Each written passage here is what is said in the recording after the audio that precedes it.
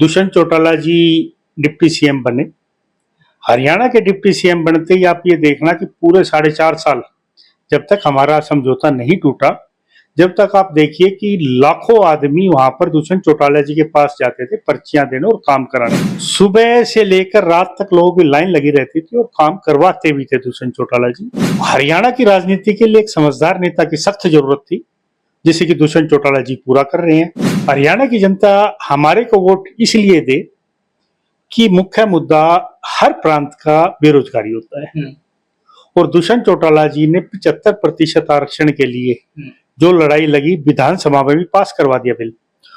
विपक्षी दलों को और खास साथ चलने वाले दलों को वो थोड़ा पचा नहीं, इसीलिए उन्होंने सुप्रीम कोर्ट में वो अपील दायर करके वो रुकवा दिया कि भारतीय जनता पार्टी खट्टर साहब वे कार्य नहीं करवा पाए जितने फेमस दुष्यंत चौटाला जी। पूरे हिंदुस्तान में अगर कोई डिप्टी सीएम के पद को देखा जाए तो डिप्टी सीएम के पद की कोई गरिमा नाम का डिप्टी सीएम का पद होता है, कोई कार्य नहीं करता डिप्टी सीएम।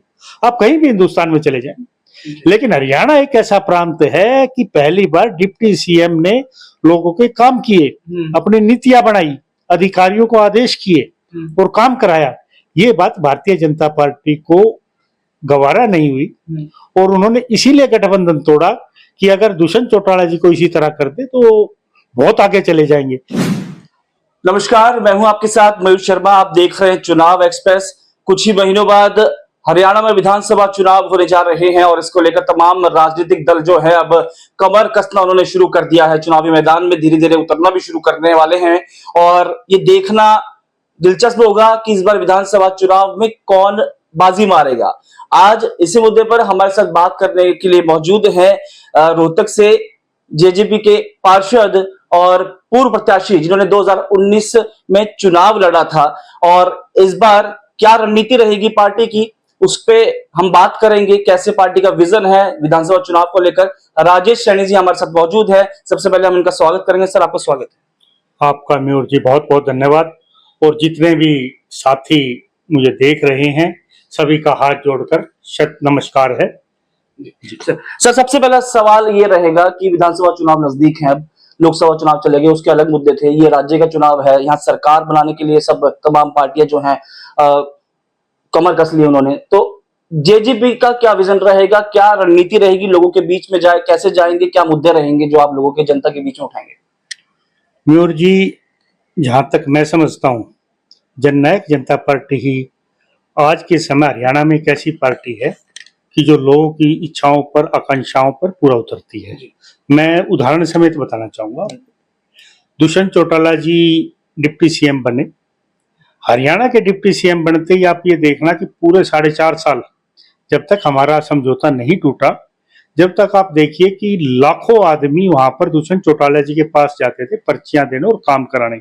साथ ही मुख्यमंत्री जी की भी कोठी थी और भी मंत्री सारे चंडीगढ़ में बैठे हुए थे, लेकिन किसी के पास आदमी नहीं जाते थे और आदमी आस करके उसी के पास जाता है, जाके काम होने की उम्मीद हो। सुबह से लेकर रात तक लोगों की लाइन लगी रहती थी और काम करवाते भी थे दुष्यंत चौटाला जी। हम ये नहीं कहते कि 100% काम हुए, लेकिन जितने भी हुए उसमें ये भेद नहीं किया कि वो जननायक जनता पार्टी का सदस्य है, कांग्रेस का सदस्य है या भारतीय जनता पार्टी का सदस्य है या आम आदमी, कोई भी है। जो आदमी गया उसके काम करवाने का दुष्यंत जी ने पूर्ण प्रयास किया और इसको लोगों ने सराहा भी। उसके बाद दुष्यंत चौटाला जी की अपनी नीतियां, वहां पर आप ये देखेंगे कि जितने भी विधायक हैं, जितने भी एमएलए थे हरियाणा विधानसभा के 90 के 90 एमएलए में से अगर किसी से बात की जाए तो आप ये लगेंगे दुष्यंत जी सर्वश्रेष्ठ है, बहुत ही समझदार हैं और अपने वक्तव्य को बड़े समझ से रखते हैं, कोई वाहियात बात नहीं बोलते और हर बात का मतलब होता है। तो हरियाणा की राजनीति के लिए एक समझदार नेता की सख्त जरूरत थी, जिसे कि दुष्यंत चौटाला जी पूरा कर रहे हैं। और हरियाणा की जनता वोट क्यों दे, अब प्रश्न आपका ये आ गया कि हरियाणा की जनता आपको वोट क्यों दे। हरियाणा की जनता हमारे को वोट इसलिए दे कि मुख्य मुद्दा हर प्रांत का बेरोजगारी होता है और दुष्यंत चौटाला जी ने 75% आरक्षण के लिए जो लड़ाई लगी, विधानसभा में भी पास करवा दिया बिल। वो तो कुछ विपक्षी दलों को और खास साथ चलने वाले दलों को वो थोड़ा पचा नहीं, इसीलिए उन्होंने सुप्रीम कोर्ट में वो अपील दायर करके वो रुकवा दिया। लेकिन ये मान के चलो कि बहुत से राज्यों में जैसे कर्नाटक वगैरह है वहां पे आरक्षण है, जब 75% सरकारी ये प्राइवेट कंपनियों में मारुति है, फ्लिपकार्ट है, जब हरियाणा का बच्चा 75% वहां लग गया तो रोजगार बेरोजगारी तो अपने आप खत्म हो गई। और बेरोजगारी खत्म होते दुष्यंत चौटाला जी की सोच यही है कि बेरोजगारी खत्म हो। दूसरी सोच कि महिलाओं को मान मिले, सम्मान मिले। तो दुष्यंत चौटाला जी के कारण ही 50% सरपंच, आज हरियाणा की सीट पे 50% महिलाएं सरपंच हैं। और सरपंच एक सबसे छोटी पंचायत होती है, यही जाके ऊपर लोकसभा तक, विधानसभा तक सरपंच ही आगे बढ़ते हैं और सरपंच ही निर्णय लेते हैं, सरपंच ही विकास का निर्णय लेते हैं। और इधर बात करें भूपेंद्र सिंह हुड्डा की, तो वो कहते हैं कि हरियाणा में जो टक्कर रहेगी वो बीजेपी और कांग्रेस की ही रहेगी और पार्टी मायने नहीं रखती। मैं जहां तक समझता हूं म्यूर जी कि भूपेंद्र हुड्डा जी कह रहे हैं कि टक्कर बीजेपी और कांग्रेस की रहेगी, मैं शायद उनकी बात से कुछ सहमत नहीं हूं। टक्कर उनकी आपस की रहेगी, कांग्रेस में ही सर टकराते रहेंगे, उनको किसी की टक्कर की जरूरत ही नहीं है। वे आपस में एक दूसरे को हराते रहेंगे, कभी किरण चौधरी भगा दी, कभी वो बेचारे किसी को पीट दिया, कभी किसी का कुछ कर दिया। जहां तानाशाही चलती है, हरियाणा की जनता तानाशाही को पसंद नहीं करती। और जितना सिर फुटेल कांग्रेस पार्टी में है तो उसमें लोकसभा का एक अलग सिस्टम था। कुछ लोग मोदी जी से नाराज हो गए थे, कुछ नीतियों से नाराज हो गए थे, लेकिन विधानसभा का प्रवेश अलग होता है, विधानसभा का सिस्टम अलग होता है। और विधानसभा में अब शैलजा जी अपनी पदयात्रा निकाल रही है, दीपेंद्र जी अपनी पदयात्रा निकाल रहे हैं, सुरजेवाला जी शैलजा के साथ हो गए। मतलब जब कांग्रेस में ही टक्कर, कांग्रेस की टक्कर कांग्रेस से ही है, तो वो तो उनकी कहने की बात का औचित्य है ही नहीं कि बीजेपी और कांग्रेस की है। ऐसा नहीं है, कांग्रेस ही कांग्रेस से ही है। ठीक है, अभी मौजूदा विधायक जो हैं कांग्रेस के ही हैं रोहतक में, वीरभद्रा जी, आपने रोहतक में एक आम जनता के तौर पे भी देखे हैं, तो आपको क्या लगता है रोहतक में समस्या को कितना हल किया गया? उससे पहले मनीष ग्रोवर जी थे बीजेपी के, इन दोनों की सरकार में क्या काम हुए रोहतक को लेकर, क्या लगता है? बत्रा जी पढ़े लिखे आदमी है, वकील आदमी है, लेकिन रोहतक की जनता ने उनको विधायक तो चुन दिया, लेकिन वे एक ही बात कहते रहे कि मेरी चलती नहीं, मेरी कोई मानता नहीं।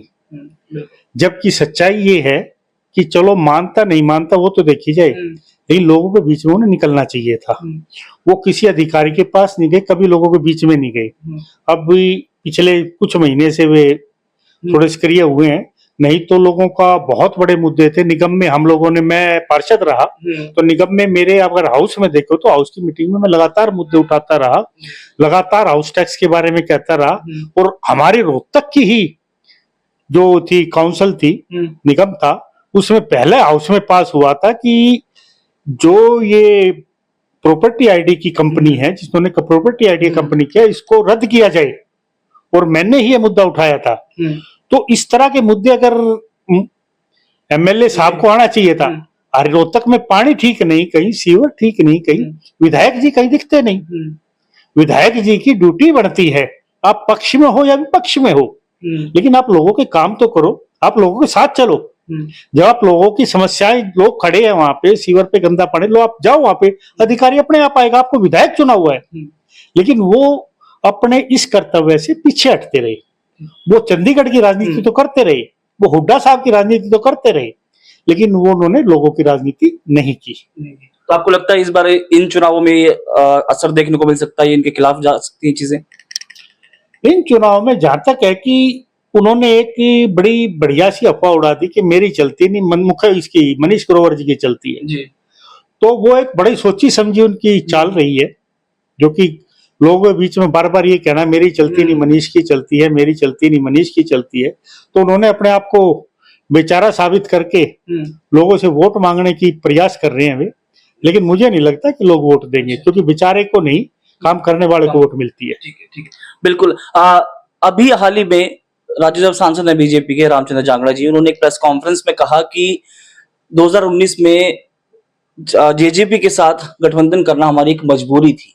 उसके कुछ साइड इफेक्ट्स भी हुए, कुछ एक आध जगह फायदे भी हुए, और अभी चुनाव, लोकसभा चुनाव से बिल्कुल पहले, कुछ समय पहले ही गठबंधन टूट जाता है। क्या कारण रहे होंगे? रामचंद्र जांगड़ा जी ये तो समझ ही लें कि अगर भारतीय जनता पार्टी सत्ता में आई तो वो जननायक जनता पार्टी की चाबी के कारण आई। अगर जननायक जनता पार्टी की चाबी उनके ताले को नहीं लगती तो वो सत्ता में आ ही नहीं सकते थे। तो जब सत्ता में आता है आदमी तो कार्य भी होते हैं।